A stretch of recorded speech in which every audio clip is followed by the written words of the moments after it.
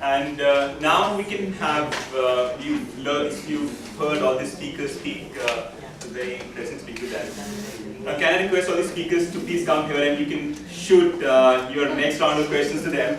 Now that you understand the range from a MFI to credit rating agency to an investor there.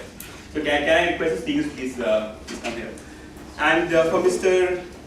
Khalid, he has to leave in 5 minutes, so if we can direct this first question to him, and he has some prior. So I have a flight to catch, so and Lahore airport is open now. I don't know why.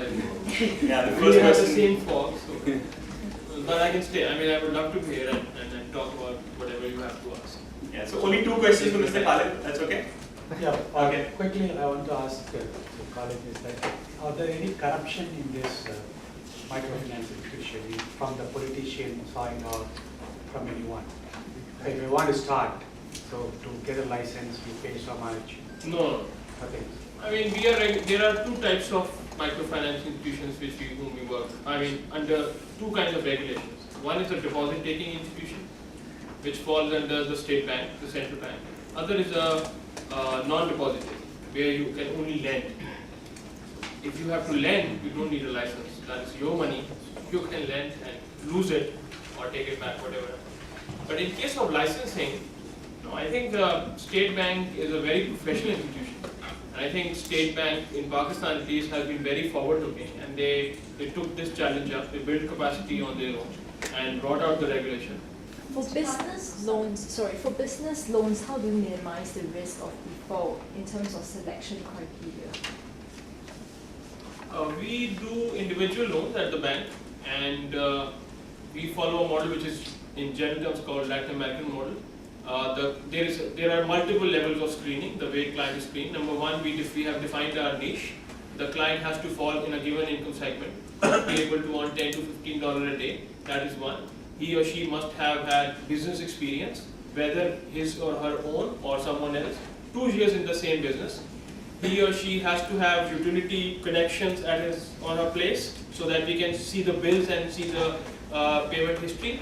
And then he or she has to arrange a guarantor who is financially well off and can cover the risk. That's it. And then we run the cash flows of the business and see whether the business is profitable. In most of the cases, it is profitable.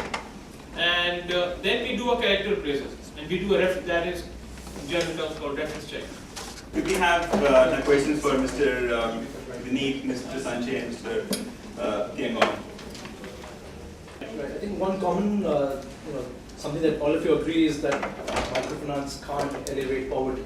How do you see as microfinance evolves, what is it lacking and how should it evolve so that that aspect can be tackled or catered to? Or can't it be catered to at all? Let me modify that a bit. Microfinance on its own can't alleviate poverty. So the only way things can be changed in relation to poverty alleviation is to link it with other aspects, and Khalid and I think Vineet also mentioned infrastructure. Now that's not something any of us can do, that's something that government can do. But there are also livelihoods programs, and that's what I was talking about. Because of a separate interest that we have in livelihoods, we do a lot of that work. Vineet in his own way. So my theory is you have to do asset creation, and microfinance is really, it has its own way because it's like financial infrastructure is very, very important for anybody to actually move up as a first step. So I actually did microfinance. We got into microfinance much later because I always had a theory that microfinance is putting a man on a treadmill and putting a drink in a treadmill.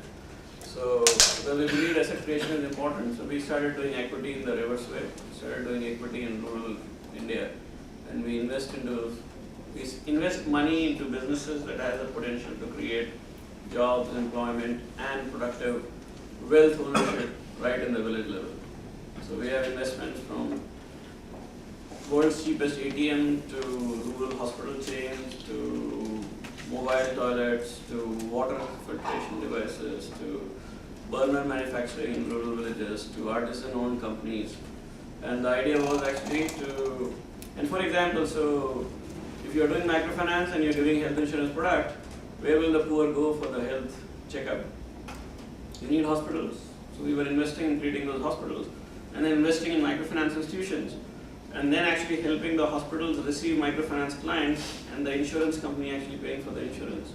Which effectively made the hospitals viable, which actually made sure that the microfinance company can actually also sell the health insurance, because otherwise people are throwing back the health insurance. So they